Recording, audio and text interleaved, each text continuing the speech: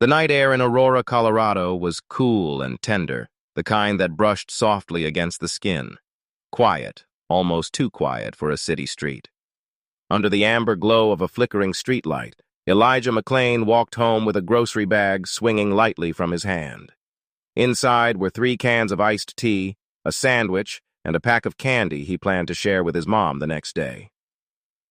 He hummed to himself, a habit he'd carried since childhood, not to draw attention, but to fill the silence.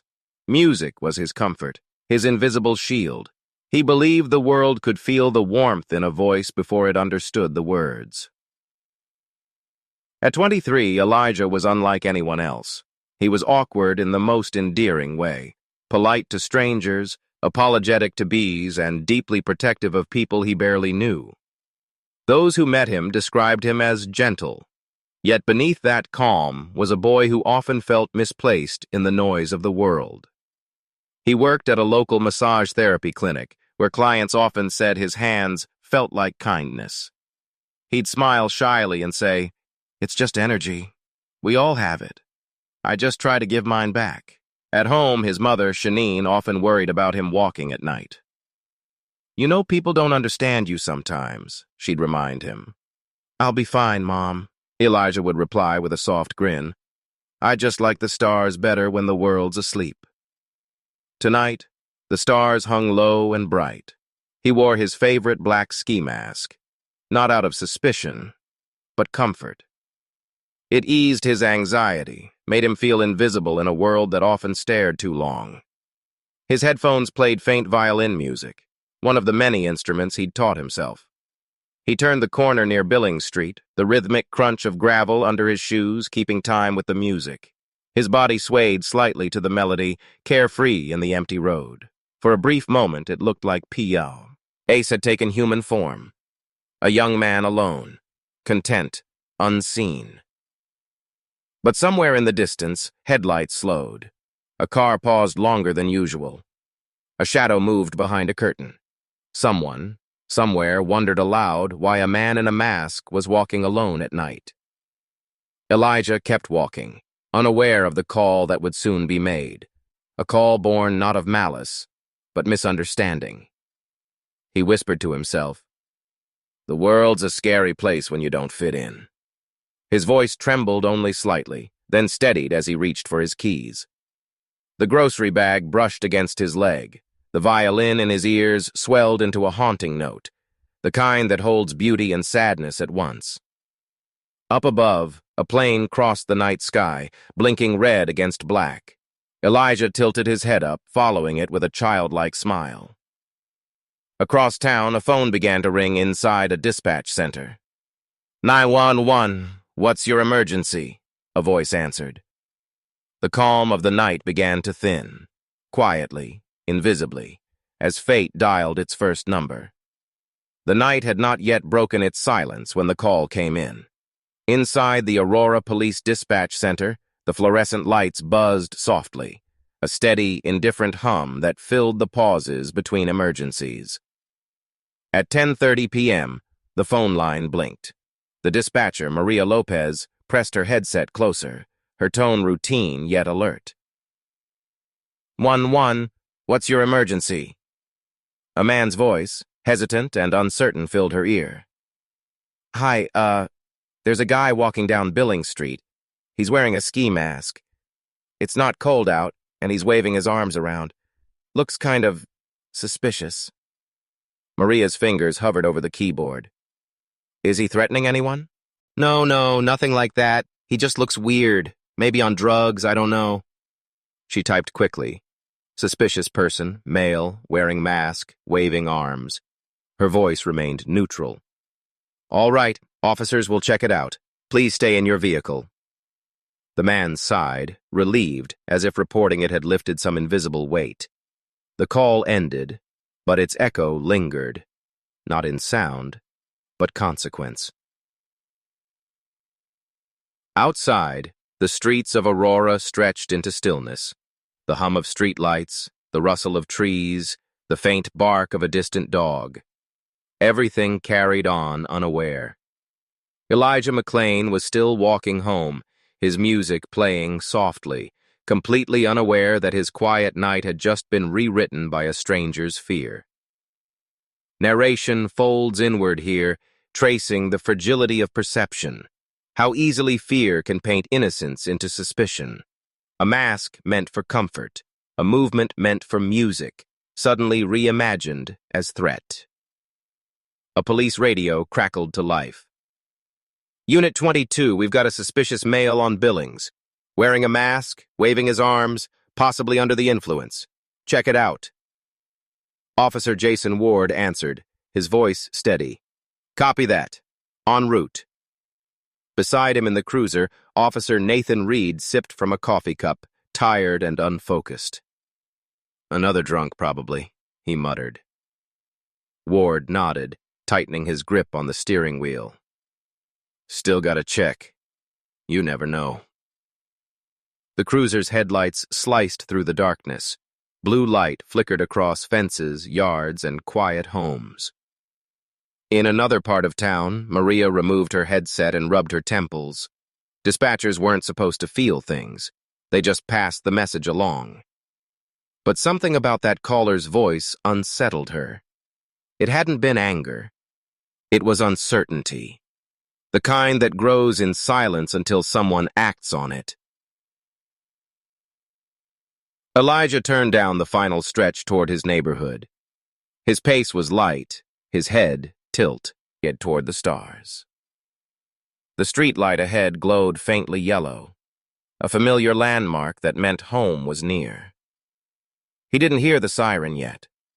It was distant, faint, almost a hum blending with his violin music. When the patrol car turned onto the block, its lights dimmed. The officers scanned the street. There he is, Ward said, spotting the lone figure in a black mask. From their angle, all they saw was movement, arms swaying, a dark silhouette framed by streetlight. They didn't hear the soft hum of a violin melody or see the smile beneath the mask. The car slowed. Reed reached for the radio. Dispatch, we have visual. Maria's heart skipped when she heard the update. She stared at the glowing red cursor on her screen. Suspicious person, possible drugs. The words looked so small. Outside, the cruiser's tires crunched over gravel. Elijah turned his head slightly, noticing the approaching light. His headphones still played the song he loved most, a soft, wordless tune that floated through the night like prayer. He whispered, "Almost home." And then, in the distance, the low click of a police door opening broke the night's stillness. The streetlights painted long, wavering shadows as Elijah McClain struggled against the firm grips of the three officers. Each step he took, every twist of his body, was a plea for space, for understanding, for release. But the officers saw only resistance, a threat that needed to be neutralized. "I'm not resisting." Elijah's voice cracked, the quiet hum of his violin music long gone. "I can't breathe." Ward tightened his grip. "Stop yelling. Calm down." "I am calm," Elijah insisted, his words coming out in rapid, shaky bursts. "I'm just scared." Reed glanced at Benson, who shifted uneasily. "Protocol," Ward reminded them. "He's resisting. Hold him down." The world narrowed for Elijah to a single point. 3 looming figures, the pavement hard beneath him, and the growing panic in his chest. His legs flailed, not out of aggression, but desperation. Every instinct screamed to escape. Narration focuses here on his internal struggle, the rhythm of his heartbeat like a drum, the sudden rise of fear that made limbs heavier, thoughts scattered. He tried to explain, tried to reach through the tension with words no one would hear. "I'm not a threat," he cried, voice breaking. "I'm just trying to go home." Ward pressed his weight against Elijah's shoulders, forcing him face down. The young man gasped, his lungs compressing unnaturally. "I can't. Please." Benson's hands shook slightly as she tried to maintain control. She had seen plenty of scuffles in training, but something about his fragility, The way his body trembled made her pause. "He's not dangerous," she whispered. Reed, focusing on containment, didn't respond. The officers moved in coordination, a machine executing a protocol, unaware that the subject wasn't an aggressor, but a frightened, gentle soul. Elijah's mind spun. Flashes of his childhood, the violin lessons, quiet afternoons painting, the small moments of joy, collided with the cold reality pressing down on him. Panic surged, faster than thought, faster than reason. His limbs thrashed, but restraint only increased. "I can't breathe! I can't breathe!" he shouted repeatedly, each word cracking under the strain. Neighbors peeked from curtains, their breaths caught in throats, unsure what to do. The night, once calm, now pulsed with tension, the hum of the city receding as the struggle consumed the block. Elijah's arms twisted beneath the officer's grip. His knees scraped against gravel, shoes slipping in the dark. Ward's voice cut through. "Relax your body or we'll use more force." "I can't," Elijah cried, voice cracking, shaking. I'm just me. I don't want trouble." Narration slows, lingering on the small details. The sweat on his brow, the trembling of his fingers, the faint echoes of the violin still in his head. Beauty swallowed by fear. Every movement, every gasp, is misread as defiance. Benson's gaze flicked upward at the empty streetlight, flickering like the uncertainty in her chest. Somewhere, the faint siren of approaching medics punctuated the night. Reed gritted his teeth. "He's out of control. Hold him tighter." Elijah twisted again, instinctively, trying to draw a breath that wouldn't come. Panic made his world narrow to nothing but the weight pressing on him, the sound of his own gasps, and the shadowed forms towering over him. "Stop!" he whispered between desperate breaths. "I just want to go home. I'm not dangerous." The struggle reached its peak, limbs tangled, voices raised, and the night holding its breath. Somewhere in the distance, a paramedic van's red light began to blink against the asphalt, slicing through the darkness. The next step had begun, and none of them yet understood how quickly it would change everything. The paramedic van arrived moments after the officers had restrained Elijah McClain on the pavement. Its red lights painted the street in pulses of alarm, reflecting off the houses and the scattered groceries.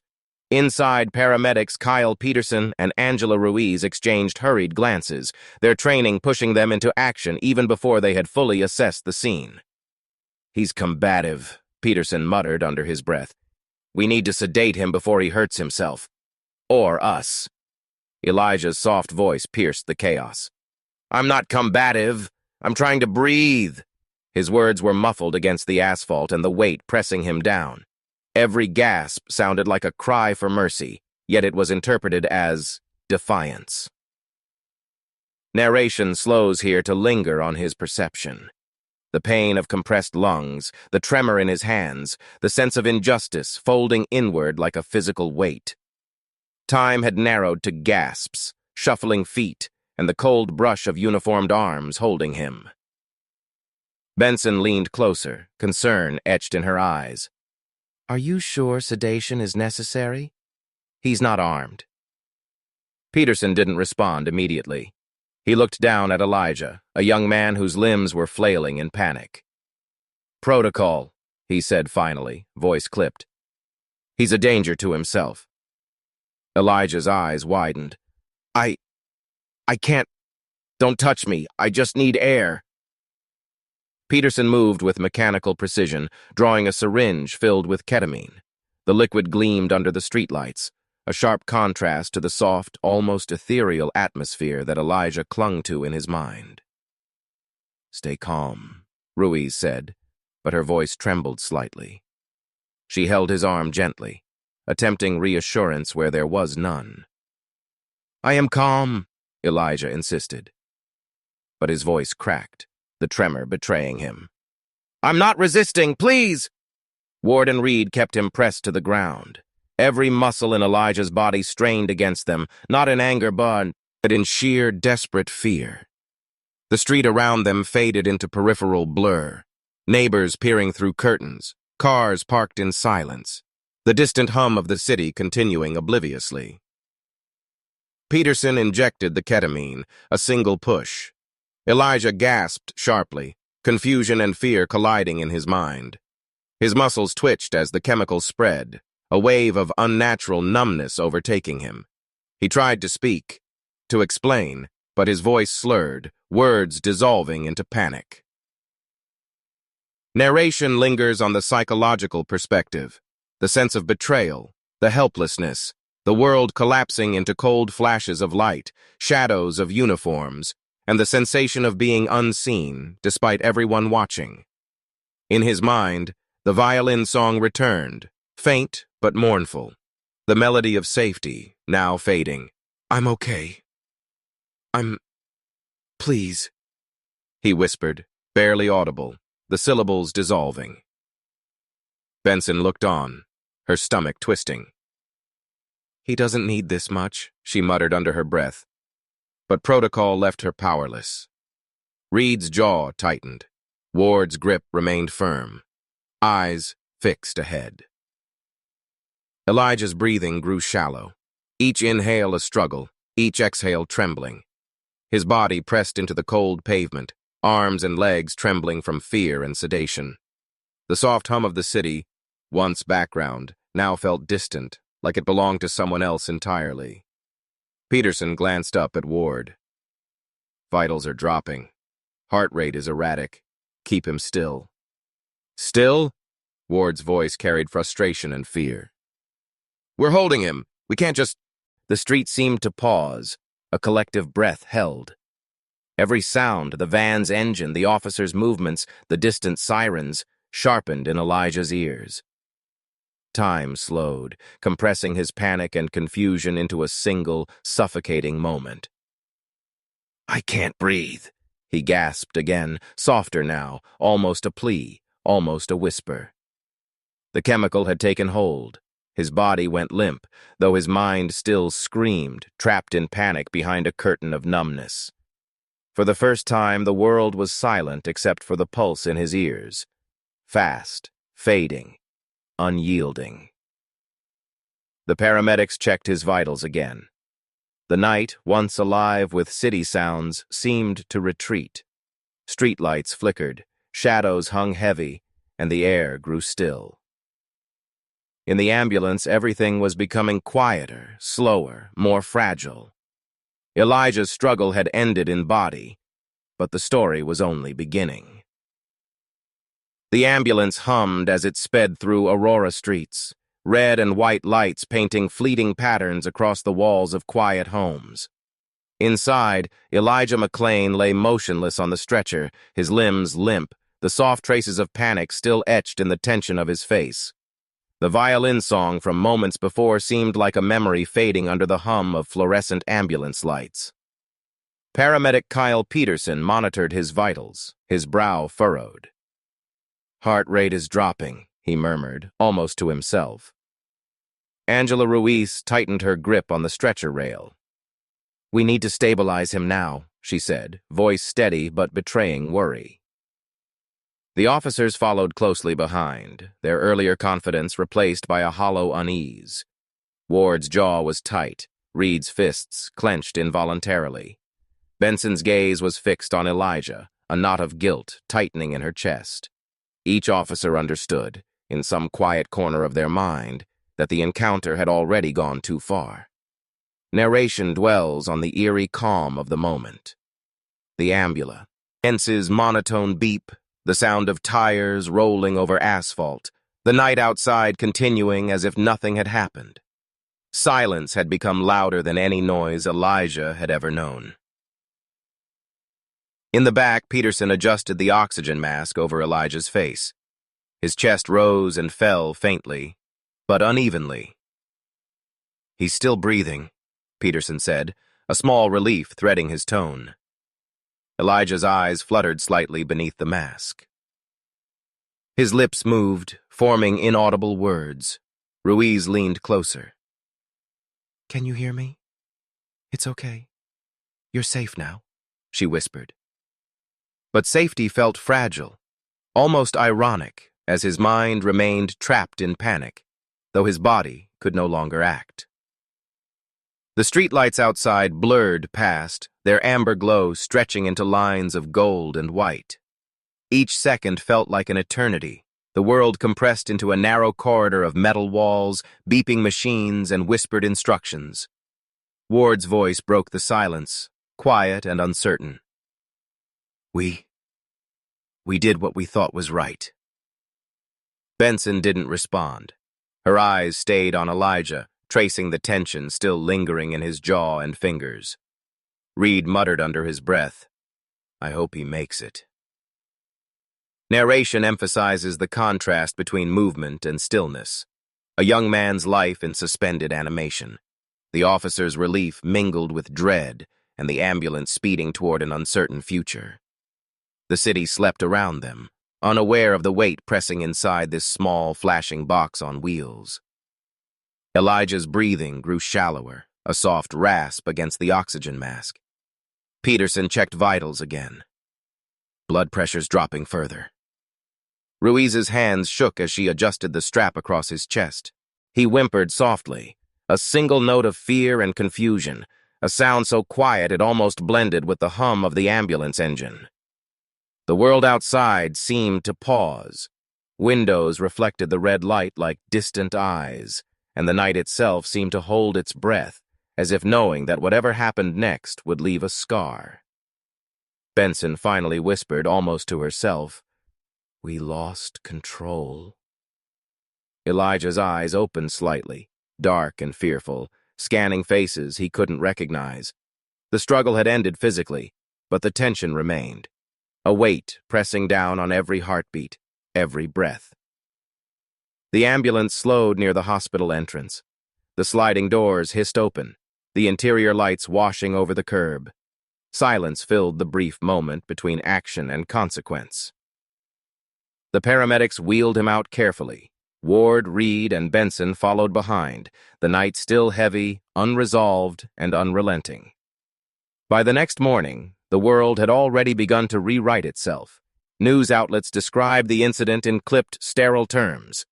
Police respond to a call about a suspicious man in a ski mask. Subject resisted officers, sedation administered. The words were sharp, factual but hollow, carrying none of the fear, confusion, or humanity that had filled the night. Melissa Reynolds, a local journalist covering the Aurora beat, read the report aloud to herself. Resisted officers. Sedation administered. No mention of why he was walking home, or that he was unarmed. She frowned, the tension in her jaw matching the unease in her gut.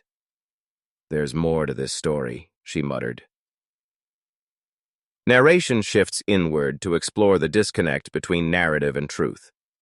The city's perception was shaped by the words printed in newspapers, broadcast on television, repeated in headlines. Yet reality, Elijah's fear, his soft-spoken pleas, the trembling of his body, was invisible. Facts, Beck, became a veneer over a complex, painful truth.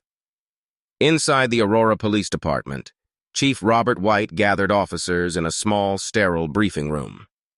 The hum of fluorescent lights seemed louder than usual. "We responded according to protocol," he said, tone clipped.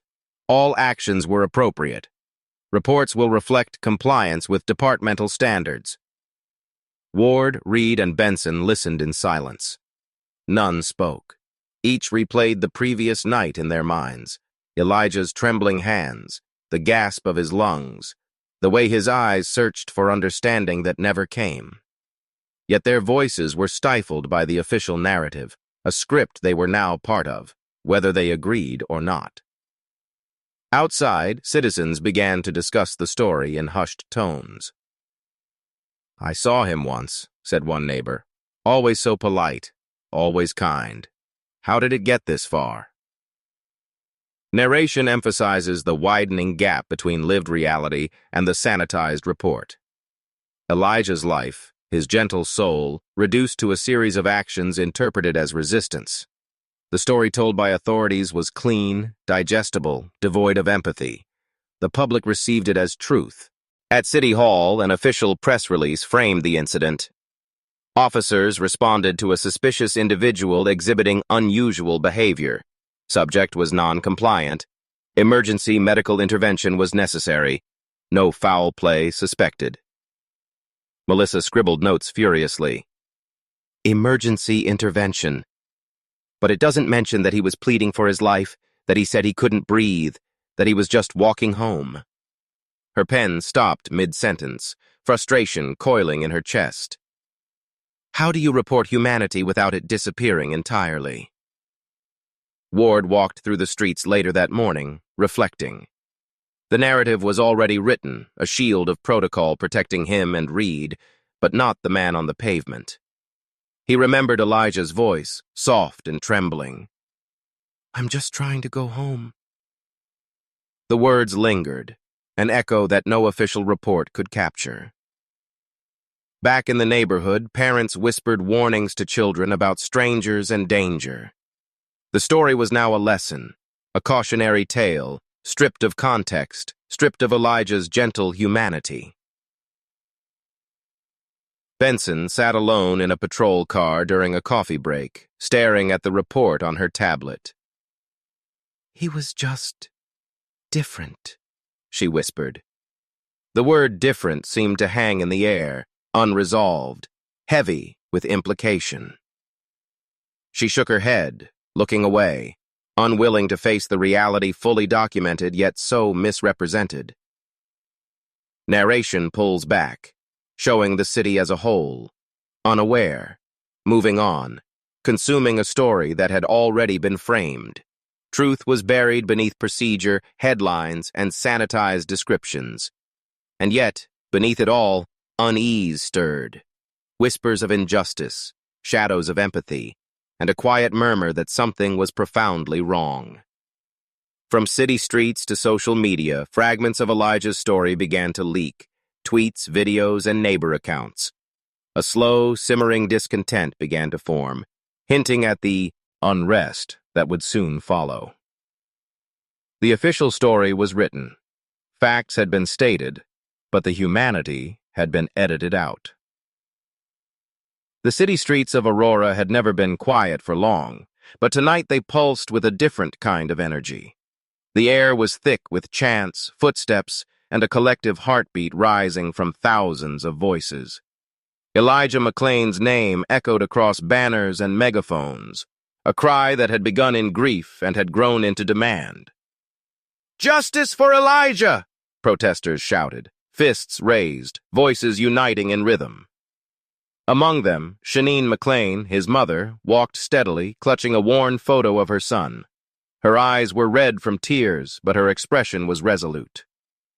"We will not be silent," she whispered to herself, the words carrying louder than any chant. Narration shifts inward, exploring the weight of collective grief. The protests were more than demonstrations. They were an act of reclaiming humanity, a refusal to allow the official narrative to erase a life. Candles glowed in the evening dusk, reflecting on tear-streaked faces, blending hope and sorrow. Melissa Reynolds covered the event, notebook in hand, recording both the words and the spirit of the movement. "People are not just angry," she murmured to her camera crew. "They're demanding acknowledgement. They're demanding that someone see him as he truly was." The crowd moved down Colfax Avenue, rhythmic and unstoppable, carrying signs reading "Gentle Soul, Lost Too Soon" and "We See You, Elijah." Police lines flanked the streets, watching with caution. Some officers shifting uneasily, aware that the protesters' anger was fueled not by anarchy, but by truth. A young man stepped forward on a raised platform, voice cracking with emotion. He was unarmed, he was peaceful, and yet the system failed him. His words cut through the night, each syllable finding resonance in the hearts of everyone present. Nearby, a violinist played softly, the haunting melody of a song Elijah had loved. Its notes floated over the crowd, weaving grief and beauty together, anchoring their outrage in remembrance rather than chaos. Narration emphasizes the duality of protest, chaos and calm, anger and memory. Each chant, each tear, each whispered name reinforced the reality that Elijah had been a human being, a young man full of hope and kindness, not merely the subject of a report or headline. A small group of teenagers held candles and signs, their quiet voices mingling with the larger chants. "We can't let this be forgotten," one whispered. Her friend nodded, eyes fixed on the flickering flame that reflected a young man's face in its light. Shanine stopped for a moment, looking at the assembled crowd. "I see him in each of you," she said softly, voice barely audible but carrying across the group. "And that gives me strength." Police cameras recorded the protest, but they could not capture the emotion, the trembling hands, the clenched fists, the shared pain that bound strangers together. And the street itself seemed to vibrate with the combined energy of memory and demand, echoing against buildings that had witnessed centuries of human stories. Chants shifted, growing louder, more insistent. "We will not forget! We will not forget!" As night deepened, the crowd began to disperse gradually, leaving flickering candles on the sidewalks, a silent testimony to their grief and resolve. Melissa scribbled her final notes, realizing that the story was no longer just a headline. It was a movement, a mirror reflecting the consequences of a system blind to human nuance. The embers of protest lingered in the air, burning quietly, signaling that scrutiny and accountability were inevitable. Somewhere, in city offices and police precincts, investigators were taking note, questions forming where answers had once been absent. The moment ended, but its impact had only begun. A city now conscious, a community awake, and the first ripple of justice stirring toward action. Weeks had passed since the protests, yet the tension lingered like a shadow over Aurora. In conference rooms filled with sterile light and muted chatter, investigators began piecing together the fragmented story of that night. Every statement, every photograph, every video clip became a thread in a tapestry that refused to simplify itself. Detective Laura Simmons examined the body cam footage, replaying it again and again. The frames were chillingly precise. Elijah's soft-spoken words, his pleading gestures, the rigid postures of officers responding. Each replay intensified the emotional weight of what had been dismissed as protocol. Narration emphasizes the duality of perception. On one side, the investigators sought clarity, objectivity, and evidence. On the other, the emotional truth, fear, panic, and the fragility of life threatened to overwhelm every calculation. Reality, for Elijah, had been compressed into moments that no one in the system had fully acknowledged. Simmons tapped her pen against the desk.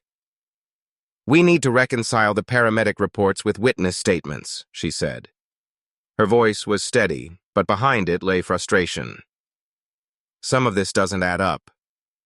Her partner, Detective Marcus Lee, nodded.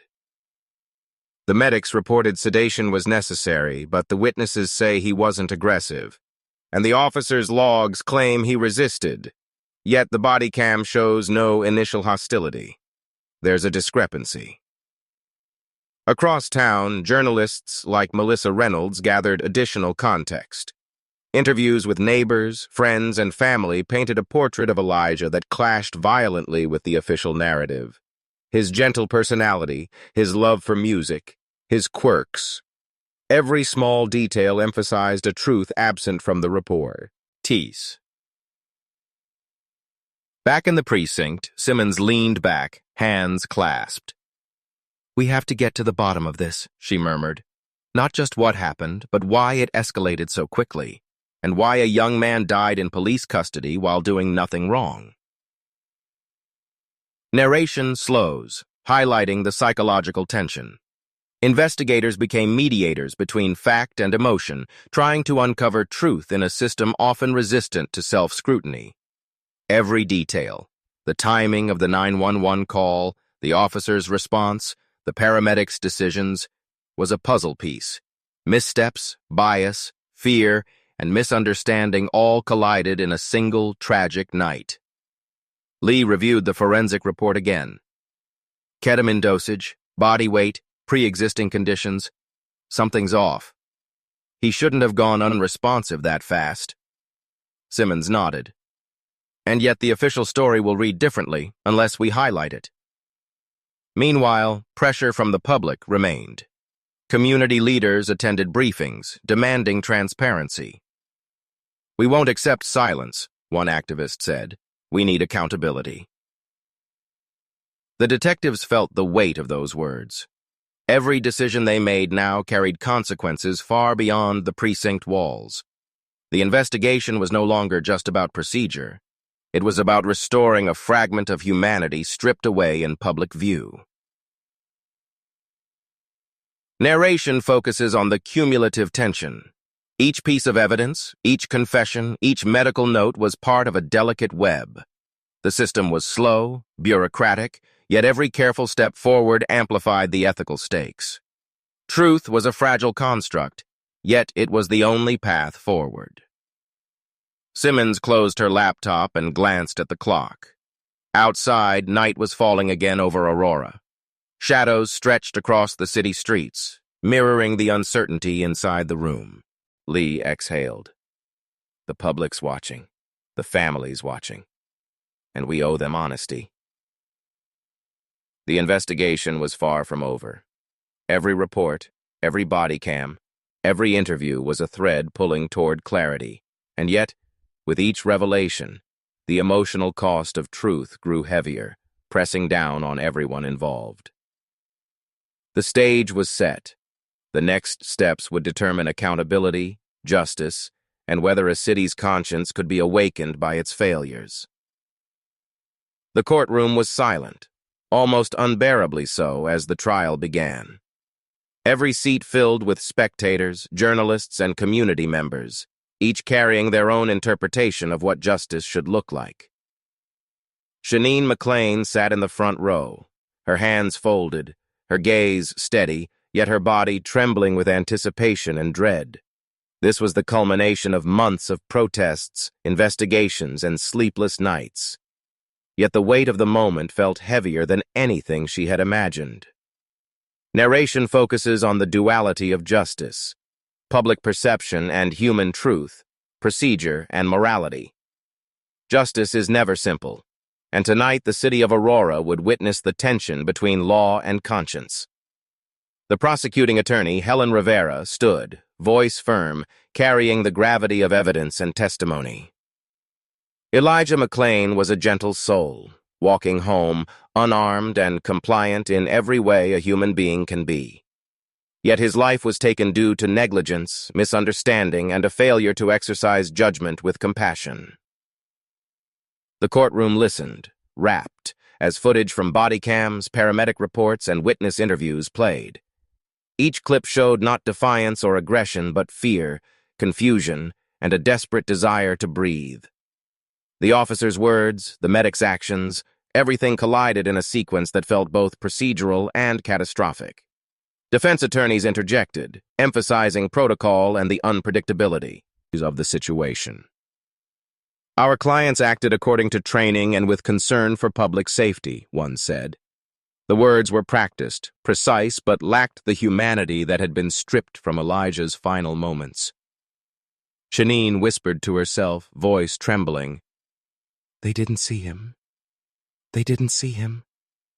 Her grief, concentrated and raw, hung over the room like a physical presence. Narration shifts inward to the officer's perspective. Ward, Reed, and Benson sat in silence, the weight of months of public scrutiny pressing upon them. None of them had anticipated the emotional toll of being held accountable not only legally, but morally. Every replayed scene, every headline, made them reconsider each movement, each decision, each failure to recognize the humanity before them. Outside the courthouse, protesters gathered once again, carrying banners, candles, and signs. Their chants were quieter now, reverent, a reminder that justice was both a process and a vigil. "We will remember him," they whispered collectively, voices rising and falling like waves of grief and resolve. Inside, Rivera's closing argument was deliberate. weaving fact with the emotional truth that had been missing from the official story. Elijah McClain's life should have been respected. His individuality, his gentleness, his humanity, all disregarded in the pursuit of procedure over compassion. Justice is not only about legality, it is about conscience, morality, and accountability. The jury listened, faces tense, absorbing not just the evidence, but the story behind it. Every second stretched, a balance between public trust, moral responsibility, and the law. Outside, the city waited. Inside, history seemed poised on a knife's edge.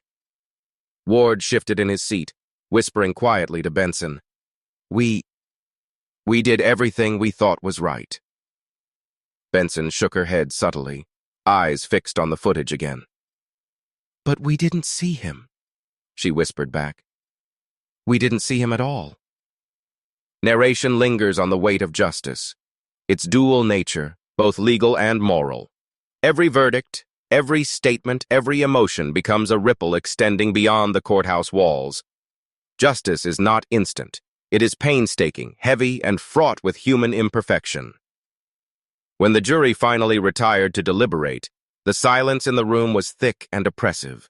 Each person present felt the enormity of what was at stake: a young man's life, the integrity of a system, and the moral responsibility to recognize truth where it had been ignored. Outside, the wind carried the faint sounds of vigil candles flickering. The city seemed to exhale collectively, bracing for the decision, knowing that the verdict, would not just be about guilt or innocence. It would measure the depth of conscience in a society that had watched a gentle soul taken too soon.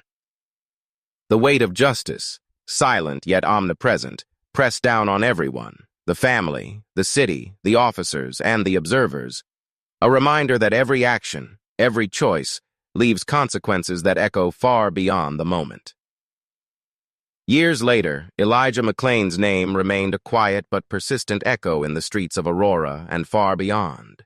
Murals adorned walls, candles flickered in quiet vigils, and violin melodies floated through parks where children played. His life, though tragically brief, had become a symbol of both vulnerability and resilience, of what it meant to demand humanity in a world often too quick to judge. Narration reflects on the enduring power of memory. Elijah's presence, once invisible to a system that misread him, now resonated in public consciousness. He had become more than a headline, more than a statistic. He had become a story of gentle strength and the importance of seeing people as they truly are. Shanine McClain, walking along a tree-lined street, paused to look at a new mural painted in her son's honor. The colors were vivid, blues and golds swirling around a portrait of his smiling face. Tears traced her cheeks, but her expression was proud, resolute. "We did not let him be forgotten," she whispered to herself, the words heavy with both grief and triumph. Local organizations had launched initiatives inspired by Elijah's story. Educational programs, mental health outreach, and police training reforms emphasized empathy, communication, and understanding human complexity. In classrooms, young people learned not just the tragedy of his death, but the lessons it carried: to see people fully, to respond with compassion, and to question systemic blind spots. Narration delves into societal impact. The city, once quiet in its assumptions, began to acknowledge the fragility of human life and the cost of unexamined authority. Communities united not just in protest, but in prevention, a proactive awareness that small acts of understanding could avert the repetition of tragedy. Melissa Reynolds, the journalist who had chronicled the early protests and investigations, reflected on the arc of the story. "It wasn't just about reporting what happened," she said during an interview, voice steady, eyes thoughtful. "It was about making sure the world knew who he was. A young man with dreams, music, and a gentle spirit. The story lives in the change it inspired." Even among those who had been involved in the night of his death, echoes of reflection persisted. Officer Benson, now retired, spoke quietly in therapy sessions about the weight of that night. "I didn't see him," she admitted, voice trembling. "I didn't recognize the human behind the fear, and that will stay with me forever." Her words were heavy, but a small part of her hope remained. That recognition, even delayed, could still carry meaning. Across the city, annual vigils commemorated Elijah's life. The streets were filled not with anger, but with remembrance, soft music, and collective reflection. People brought flowers, photographs, and candles. They spoke his name aloud, carrying forward the humanity that had been denied him. Narration emphasizes personal and cultural resonance. Elijah's story had become a mirror, reflecting society's failures, its capacity for growth, and the enduring power of conscience.